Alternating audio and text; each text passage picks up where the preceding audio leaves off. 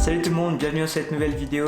Lors de la précédente, je vous avais dit que j'allais vous présenter le matériel avec lequel j'ai débuté. Donc aujourd'hui, je vais vous lister 7 achats que j'ai réalisés pour débuter en vidéo. Avant de débuter, je voulais préciser que c'est une liste personnelle qui m'a permis de débuter moi dans le monde de l'audiovisuel.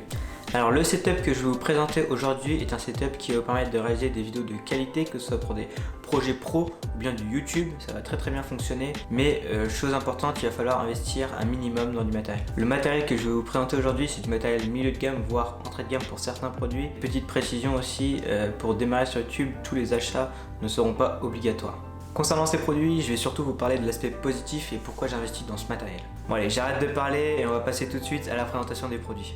Pour commencer, je vais vous parler de ma caméra. Alors il s'agit du petit boîtier de chez Sony, le 6300, l'Alpha 6300. C'est un très bon boîtier que je ne regrette absolument pas. D'ailleurs aujourd'hui, je l'utilise encore comme boîtier principal. Aujourd'hui exceptionnellement, mon ami Guillaume, alias le photographe du dimanche sur Instagram, je vous mets juste ici et en description. Si vous aimez la bouffe et la photo culinaire, n'hésitez pas à aller faire un tour. Il m'a gentiment prêté aujourd'hui son matériel pour que je puisse me filmer face caméra et pouvoir présenter mon petit boîtier. Donc il s'agit d'un hybride APS-C de chez Sony. Je l'ai pris pour plusieurs raisons. Déjà, il est performant en photo et en vidéo. C'était une chose très importante car j'ai débuté dans le milieu et je savais pas trop me situer. Il a 24 mégapixels et en résolution vidéo, il est assez standard. C'est du Full HD 100 images par seconde et de la 4K en 30 images par seconde. C'est des résolutions, comme j'ai dit, qui sont standards, mais pour un premier investissement, c'est le minimum requis. Autre précision, il a un autofocus performant. Généralement, les autofocus de chez Sony sont très bons, même si aujourd'hui je m'en sers beaucoup moins, mais pour débuter, c'était assez important d'avoir un autofocus performant.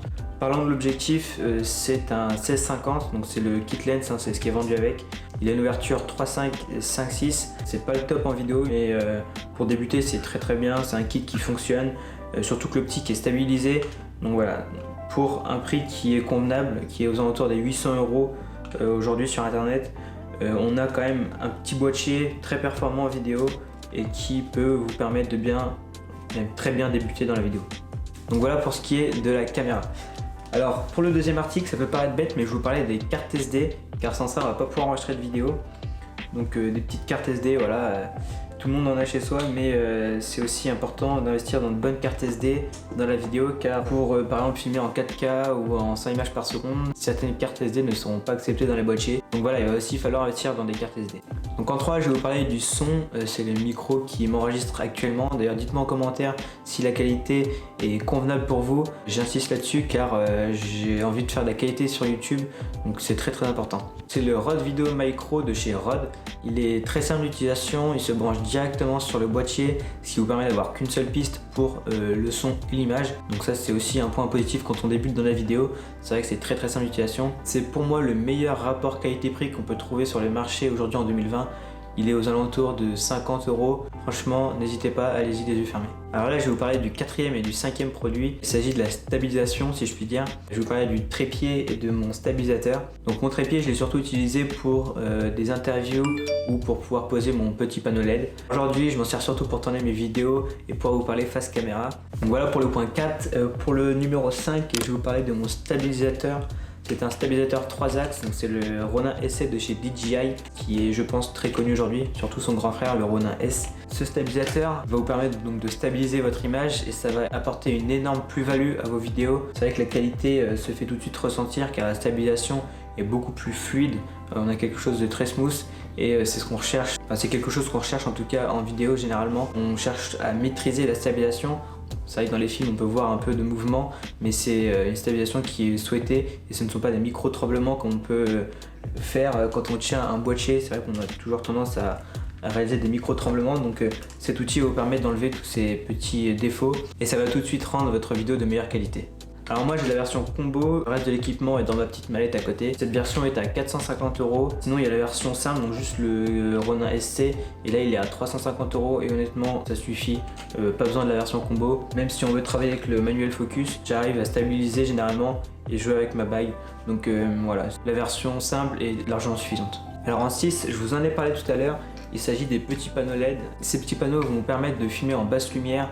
Ça va vous permettre d'éclairer un sujet, des séquences, Et c'est vrai que sans ces petits panneaux là, vous allez être obligé de monter dans les ISO et ça va se voir sur vos vidéos, ça va rajouter du grain. C'est aussi quelque chose qu'on peut rechercher, mais généralement on cherche à éliminer ce petit défaut. Donc ces petits panneaux LED là vont servir à ça. Et en plus c'est hyper abordable, bon c'est pas le meilleur, hein, loin de là. Prochainement je compte investir dans du matériel de lumière. Ça on peut en trouver pour une trentaine d'euros sur Amazon. Donc voilà. Septième et dernier article que je vais vous présenter, ça peut paraître bête, mais il s'agit d'un sac de rangement. Donc là c'est un sac de la marque KNF Concept. Ce sont des sacs dits photographes, ça va vous permettre de transporter votre matériel lors des tournages. C'est vrai que c'est très important d'avoir ce matériel en sécurité. On n'a pas envie de l'abîmer, donc ces sacs sont faits pour ça. Si vous voulez que je fasse une vidéo dédiée à l'un de ces produits, n'hésitez pas à me le faire savoir dans l'espace commentaire. Donc voilà, je pense avoir cité une liste complète pour se lancer dans la vidéo. Pour YouTube, on n'est pas obligé d'avoir autant d'investissement, essentiellement de la caméra avec la carte SD, un trépied pour pouvoir la tenir et le micro, si on peut une lumière artificielle pour pouvoir, comme je vous l'ai dit, la gérer selon vos souhaits. Mais après on peut aussi faire comme je le fais actuellement, c'est-à-dire avec la lumière du jour. Ce qu'il faut retenir, c'est qu'en vidéo, les trois éléments clés sont la lumière, le son et l'image. Donc concentrez-vous vraiment sur ces trois points là, c'est très important. Autre importance pour réaliser des vidéos de qualité, ça va être la créativité que vous mettez à l'intérieur de vos vidéos, l'envie que vous avez à réaliser et l'histoire que vous voulez raconter. C'est très important et c'est ce qui va vraiment faire la différence sur vos vidéos. Donc voilà, c'est tout pour cette vidéo, j'espère qu'elle vous aura plu. N'hésitez pas à mettre un pouce bleu si c'est le cas, ça me ferait énormément plaisir. C'était Brice, je vous dis à la prochaine dans une nouvelle vidéo. Ciao les amis.